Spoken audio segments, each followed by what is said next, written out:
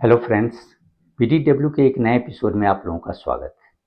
दोस्तों, it has been more than a week since the Pahalgam terror incident और इस बीच में इंडिया की तरफ से बहुत कई कहने की डिप्लोमेटिक मेजर्स पाकिस्तान के अगेंस्ट में लिए गए हैं, जैसे कि इंडस वाटर ट्रीटी को सस्पेंड करना या हाई कमीशन के स्ट्रेंथ को रिड्यूस करना, expulsion of Pakistani citizens from India, माने इस तरह के कई स्टेप्स लिए गए। लेकिन सबों की नज़र अब जो kinetic action that India plans to take against Pakistan उस पे है। और इसीलिए आप देखें कि इंटरनेशनल कम्युनिटी से भी दोनों ही कंट्री के ऊपर एक प्रेशर बिल्डअप किया जा रहा है कि भाई बोथ शुड एक्सरसाइज रेस्ट्रेंट। ये अलग बात है कि सारी कंट्रियों ने अनइक्विवोकली इस इंसिडेंट को कंडेम किया है, लेकिन at the same time they do not want the situation to go out of control, क्योंकि अगर वर्ल्ड लेवल पर देखें तो ऑलरेडी दो वार चल रहा है। एक तो यूक्रेन में, जो रशिया और यूक्रेन के दोनों ही इन्वॉल्व हैं। इधर वेस्ट एशिया में अगर देखें तो गाजा में इजराइल और हमास के बीच चल रहा है, उसमें हुतीज जो यमन के हैं वो भी ऑलरेडी इन्वॉल्व हैं। तो इस तरह से already the world is going through a tough time, apart from the disruptive trade measure or tariff measures of President Trump। तो इसलिए अब कोई नहीं इस फेवर में है कि भाई स्थिति और अनसर्टेन हो जाए या ग्लोबल जो टर्मोइल है वो और आगे बढ़ जाए। लेकिन इंडिया में है कि भाई उसी तरह का डिटर्मिनेशन भी है कि we will teach you a lesson, ताकि इफ कोई जब भी अगर पाकिस्तान कोई टेरर इंसिडेंट करता है तो they will have to think twice. इसीलिए इंडिया फिर दो बार तो ऑलरेडी, अगर 16 में 2016 या 2019 में India has already taken surgical strikes, Balakot strike against Pakistan. So इस बार सबों की ये है कि भाई इंडिया क्या करे। और इसीलिए अगर आप देखें कि पाकिस्तान में भी वहाँ ऑलमोस्ट एक सर्टेनिटी है अगर पॉलिटिकल एस्टेब्लिशमेंट में, क्योंकि मिलिट्री एस्टेब्लिशमेंट जिन्होंने ये जो घिनौनी काम किया है और उसमें एकदम साइलेंस है। लेकिन अगर आप पॉलिटिकल लेवल पर देखें तो सारे जो उसके मिनिस्टर्स हैं, चाहे वो फॉरेन मिनिस्टर हो, डिफेंस मिनिस्टर हो, पूरे एक्टिव हैं और वो they are urging the international community to intervene to stop the slide towards war, क्योंकि उनको लग रहा है कि भाई इंडिया जिस तरह से, इंडिया की तरफ से कोई स्टेटमेंट नहीं निकल रहा है, लेकिन उनको ये पूरा विश्वास है और they are fully confident that India is going to launch strikes against Pakistan. तो लेकिन अगर आप देखें कि इंडिया और इनफैक्ट इंडिया ने तो अब अपने आर्म फोर्सेस को भी एक कंप्लीट ऑपरेशनल फ्रीडम भी दे दिया है कि they have the freedom to choose targets, timing and mode of operation also. तो बात तो अब ये नहीं रही है कि India will take action against Pakistan और नॉट। प्रश्न ये उठता है कि भाई इंडिया कब लेगी, बस और कुछ नहीं। It is a matter of when, not if but. यहाँ कोई इफ बट की बात नहीं होती। लेकिन अगर आप देखें कि जब भी कोई कन्फ्लिक्ट स्टार्ट होता है और जब भी अगर इंडिया कोई एक्शन लेती है तो ये मान के अब चलें कि पाकिस्तान की तरफ से भी रिटेलिएशन होगा।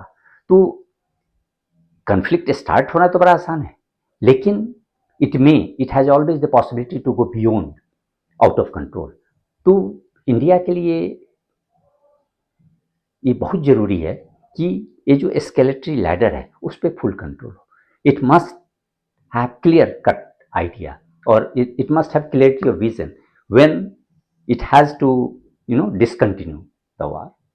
ये नहीं कि हाँ आप स्टार्टिंग में तो ये करते हैं कि भाई ठीक है हम एयर स्ट्राइक किए और उधर से जब रिटेलिएशन होता है तो उसके ये रिएक्शन में आप किस तरह का स्टेप ले। तो यदि आपका ये जो एस्केलेशन पे और ये एस्केलेटरी लैडर पर फुल कंट्रोल नहीं है, then it may go out. तो ये इंडियन जो लीडरशिप है उसको ये ध्यान में रखना होगा कि कब और कैसे हम इसे स्टार्ट तो कर रहे हैं, लेकिन कब और कैसे ख़त्म भी करना है।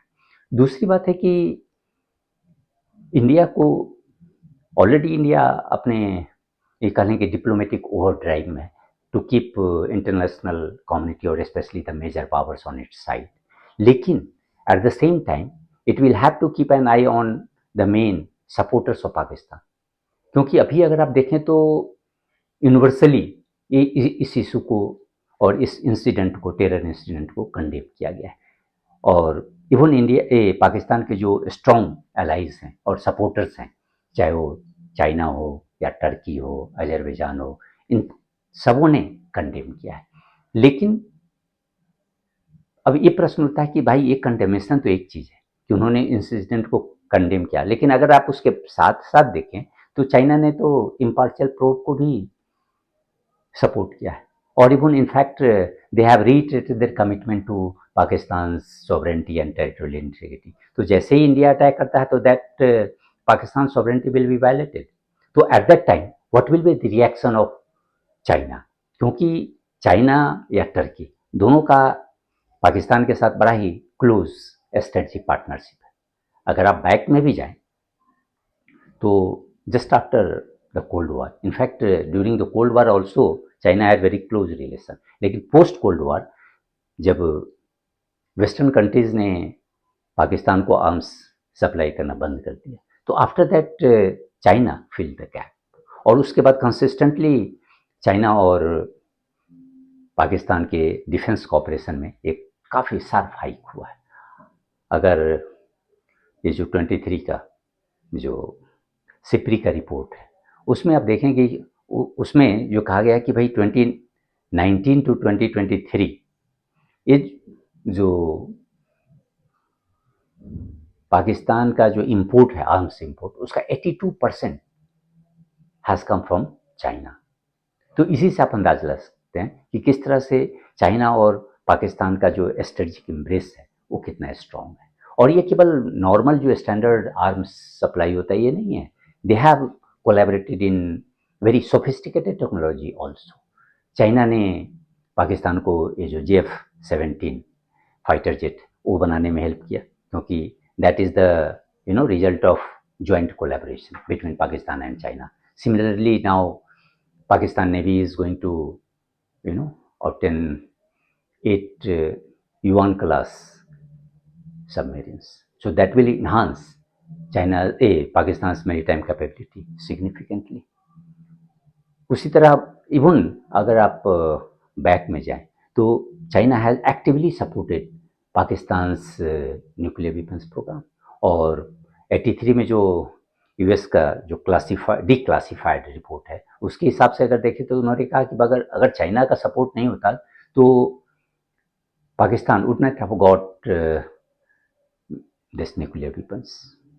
तो इस तरह से आप देखें कि चाइना, ये बात अलग है कि चाइना करता क्यों है, उसके रीजन है, क्योंकि चाइना जो है वो अपना चाह रहा है कि भाई ये जो पूरे एशियन कंटिनेंट में उसकी एक सुप्रीमेसी हो, और उसका सबसे बड़ा जो कंटेंडर है और एक जो कंपेटिटर वो इंडिया है। तो इंडिया को साउथ एशियन पॉलिटिक्स में ही उलझाए रखने के लिए वो पाकिस्तान को प्रॉप अप करता है। दूसरी तरफ इसलिए उसका हमेशा ये अप्रोच बना रहेगा कि भाई पाकिस्तान को हम किसी तरह they have to keep Pakistan afloat, नहीं तो पाकिस्तान तो बेसिकली परपेचुअली कहा जाता है कि परपेचुअली फेलिंग स्टेट है, but it has never failed है, लेकिन थैंक्स टू इट्स पेट्रॉन्स।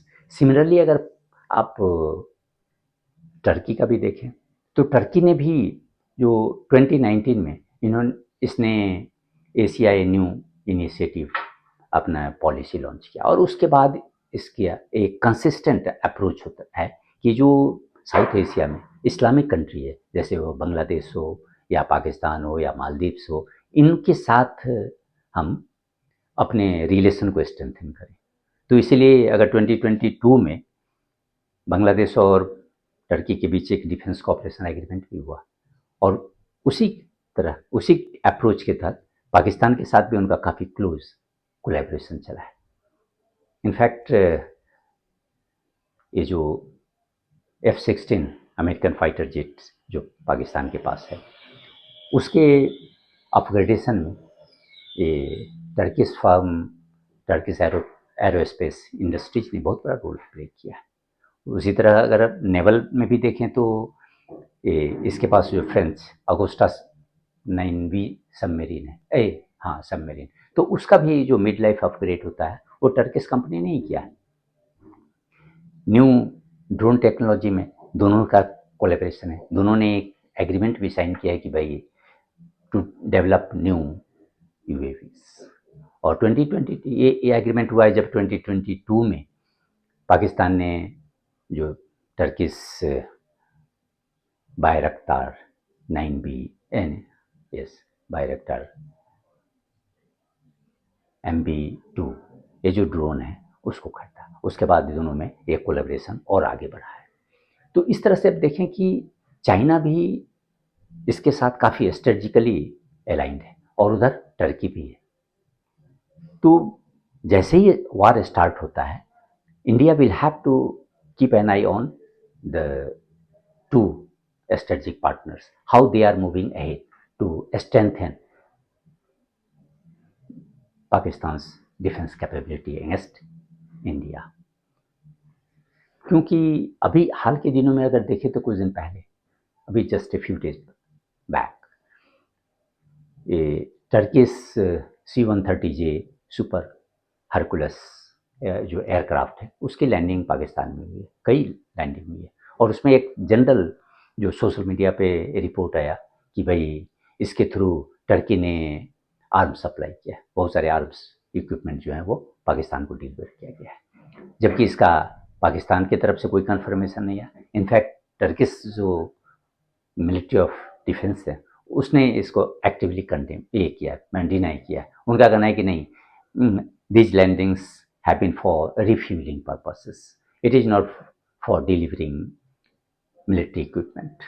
तो ये तो उन्होंने डिनाई किया है, लेकिन इस पर कोई कंफर्मेशन और कोई सर्टेनिटी के साथ नहीं कह सकता कि भाई क्या है। अभी तक तो रिफ्यूलिंग के लिए वहाँ नहीं जाते थे और सडनली आपके जो प्लेन है वहाँ लैंड कर रहे हैं, और ये भी ट्रांसपोर्ट प्लेन, तो भाई पर्पस तो कुछ होगा ही, ऐसा तो है नहीं। तो इसलिए, और इनफैक्ट अगर आप देखें कि टर्की जो फोर्सेस हैं उसने 2018 ऑनवर्ड्स, जिस समय इमरान खान की रेजिम थी, उस समय से ही पाकिस्तान को हेल्प किया है कि एक साइबर फोर्स को बनाने के लिए, और जिसका पर्पस ही है कि भाई पाकिस्तान की जो नैरेटिव है उसको स्प्रेड करना, उसको प्रोपोगेट करना, और इवन जो पाकिस्तानी लीडर्स हैं उसे इंटरनेशनल क्रिटिसिज्म से बचाना, और इस तरह की बहुत सारे उसके पर्पस हैं, और even to hack Indian and American digital platforms. तो इस तरह से आप देखें कि टर्की और चाइना इस दोनों का फुल स्पेक्ट्रम स्ट्रेटजिक पार्टनरशिप है पाकिस्तान के साथ। तो इसलिए जैसे ही, और even before India takes this action against Pakistan, it will have to take into account all these factors, और स्पेशली पाकिस्तान के जो एक कहने की मिलिट्री पार्टनर्स हैं जो इनको हेल्प कर सकते हैं, क्योंकि पाकिस्तान के पास तो ये थोड़ी होगा कि भाई यूएस की तरफ से या रशिया की तरफ से सपोर्ट आएगा तो इन्हीं कंट्री के साथ। और यही क्योंकि, लेकिन अगर हमें तो नहीं लगता है कि भाई ये कोई भी कंट्री, चाहे वो चाइना हो या टर्की हो, अभी चाइना ऑलरेडी परेशान है।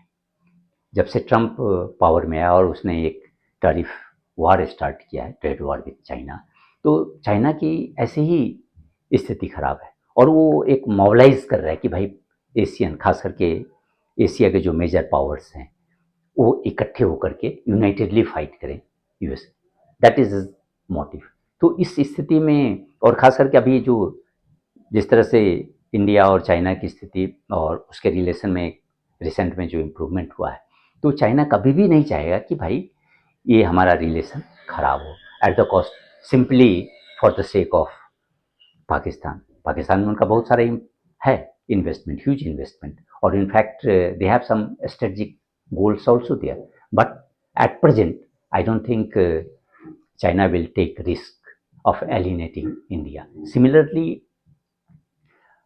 टर्की को देखें तो टर्की ठीक है, वो इस्लामिक लीडर बनना चाह रहा है, और लेकिन एट द सेम टाइम अगर आप टर्की की पॉलिसी को देखें, इसी स्ट्रेटेजिक पार्टनरशिप को, तो टर्की है जो एक आर्म्स प्रोड्यूसर कंट्री है, मानो उसका जो डिफेंस इंडस्ट्रियल कॉम्प्लेक्स है वो काफ़ी स्ट्रांग है।